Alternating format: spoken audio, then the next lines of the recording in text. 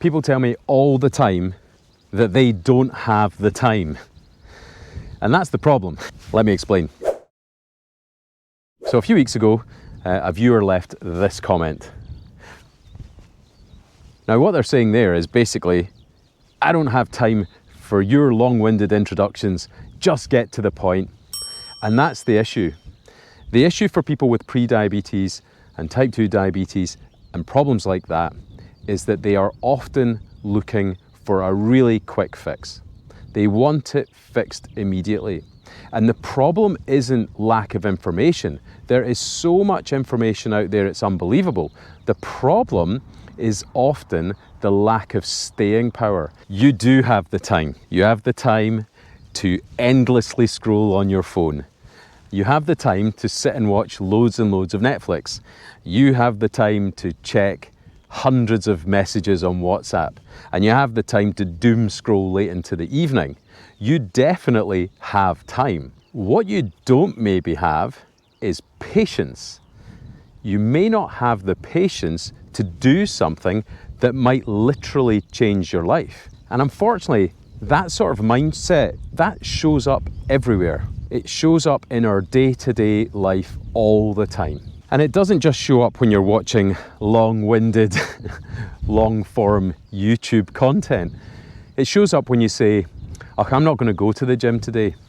It shows up when you say, why isn't this diet working?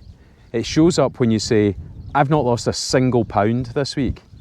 It shows up when you say, oh, I'll start the exercise regimen next week. This is what's happening. We're putting off doing healthful things on the assumption that doing one small easy thing will actually fix our issue. And while that possibly sounds a little bit harsh, I think you might also agree that sounds a little bit familiar. Now, unfortunately, pre-diabetes is no different. Pre-diabetes does not turn to type 2 diabetes overnight. It's a process that happens over a very long time because of thousands of choices that we make in a row that slowly lead us towards type 2 diabetes. And that's because in each one of those moments, we chose the easy option, not the right option. So if you are someone who really wants a quick fix, then I'm afraid you're not going to be able to do this, because you're not going to be able to manage your sleep well. You're not going to be able to stick to a healthy nutritional diet.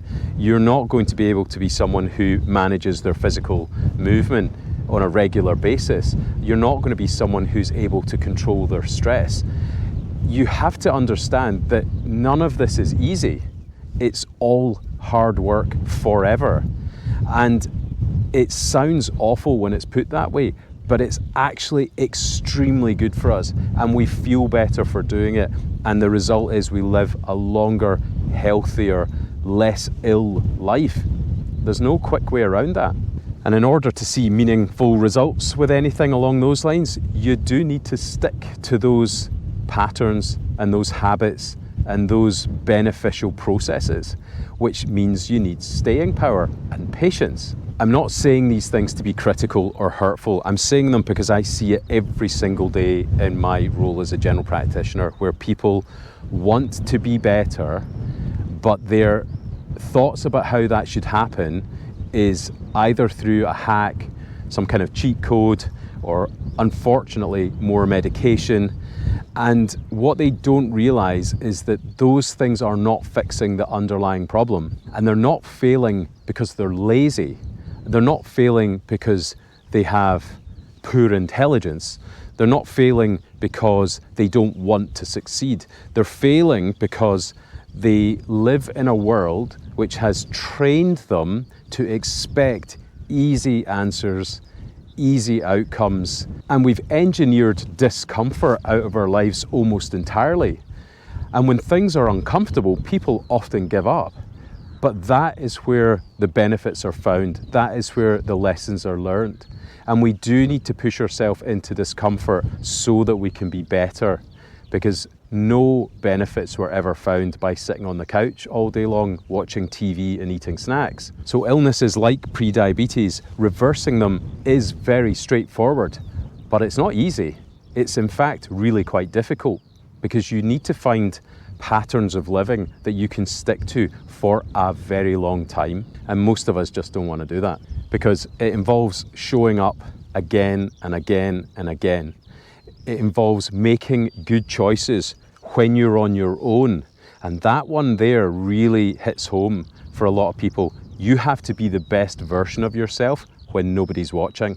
And then you have to just repeat the boring habits again and again. And that is the way that you will succeed in reversing illnesses like prediabetes. So the next time someone says to you, I don't have time for this, I think what they're really saying is, I'm not ready to do the work yet.